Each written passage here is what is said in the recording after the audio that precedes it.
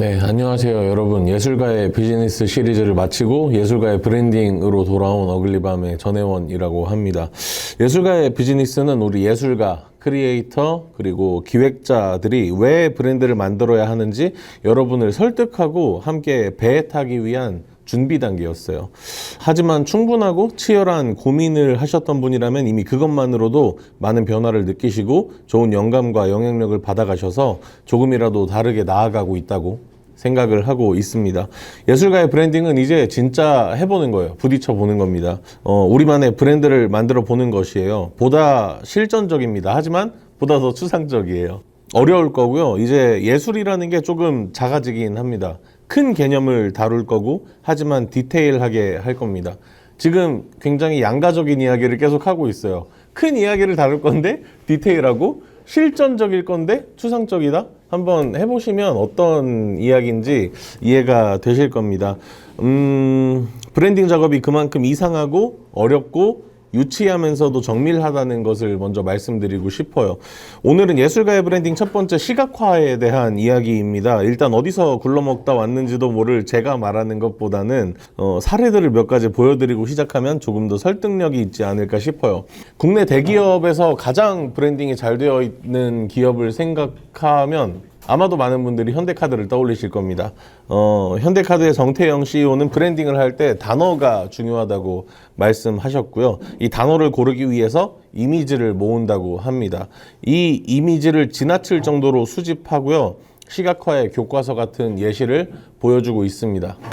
저희는 단어를 약간 시각적으로 찾습니다. 이거 저희가 실제로 썼던 것이고요. 수천 개의 이미지를 모읍니다. 계속 그룹핑을 하다 보면 그 단어가 주는 의미가 뭔지 시각적으로 금방 해석이 되죠. 그리고 스몰 브랜드의 롤모델이죠. 스몰 브랜드의 브랜드 모벨워크스 역시 시각화 작업을 통해서 뭐 워크숍이나 어떤 회의를 하는 장면을 모티비를 통해서 많이 보여주기도 했었어요. 현대카드와 다른 점은 모티비 같은 경우는 포스트잇에 직접 브레인스토밍을 해서 단어들이나 문장들을 써가는 방법들을 사용했다는 것인데요.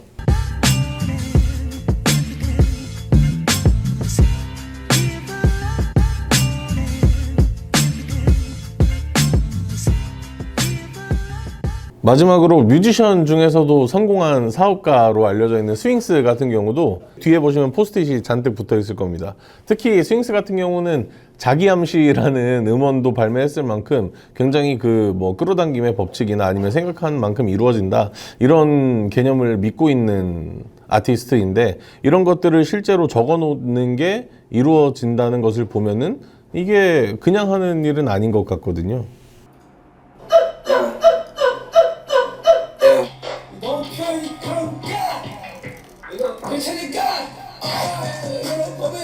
세 가지 예시를 보여드렸으니까 조금 이해가 되셨을지도 모르겠습니다. 우리가 만들 브랜드는 바로 나의 예술적인 감각과 역량, 그리고 메시지를 바탕으로 만들 겁니다. 앞으로 기준은 나예요. 여러분들을 믿고 가시면 되고요. 브랜딩의 첫 걸음인 시각화를 위해서 우리는 먼저 현대카드처럼 이미지를 모아볼 겁니다. 여러분들이 잘 아시는 핀터레스트를 한번 이용을 해볼 건데요. 폴더를 따로 하나 만드시고요. 내가 평소에 좋아하는 이미지를 떠올리고 최대한 비슷한 이미지를 가능한 많이 수집해 주세요.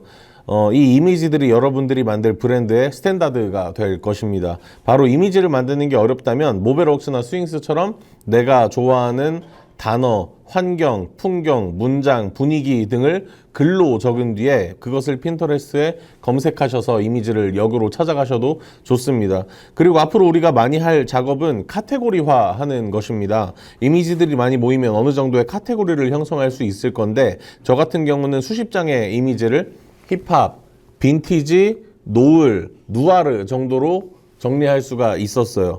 그리고 다음에 이어서 하겠지만 이 이미지들을 바탕으로 카테고리화 한 다음에 그 카테고리 안에서 단어를 찾아낼 겁니다. 더욱더 정교한 단어를 찾을수록 여러분의 브랜드가 엣지 있어지겠죠. 조금 더 큰 개념일수록 여러분의 브랜드는 안정적일 테지만 남들과 차별화되지 않을 겁니다. 어글리밤이 대변할 수 있는 단어인 낭만이라는 단어는 위의 카테고리와 모두 교집합을 이룰 수도 있다는 생각이 드네요. 또 이 사진들로 우리는 브랜드 컬러도 설정해 볼 수 있습니다. 우리는 우리의 욕망과 감성에 따라서 이미지를 골랐고 그 이미지를 바탕으로 브랜드 컬러를 설정하는 이 과정에서 여러분은 논리를 느끼시나요?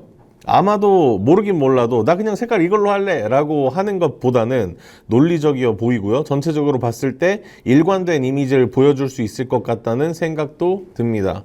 여러분의 이미지를 하나로 묶어서 많이 사용된 색상을 추출해보는 도구를 소개해 드릴 건데요. 색상 추출 사이트는 유튜브에 링크로 걸어 드릴게요. 그리고 추측하건대 제가 좋아하는 플레이리스트 채널 리플레이님의 최근 영상 레이아웃이 아마 이 툴을 사용한 게 아닐까 합니다. 오늘은 시각화에 대해서 말씀을 드려봤습니다. 이미지를 바탕으로 단어들을 추출했고 그 단어들을 카테고리화 시켰습니다. 그리고 추가적으로 브랜드 컬러를 설정하는 방법도 소개해 드렸습니다. 예술가의 브랜딩 1편과 2편만 잘 따라 해도 다른 사람들에게 보이기 위한 준비는 끝났다고 해도 무방할 겁니다. 그럼 2편에서 뵙겠습니다.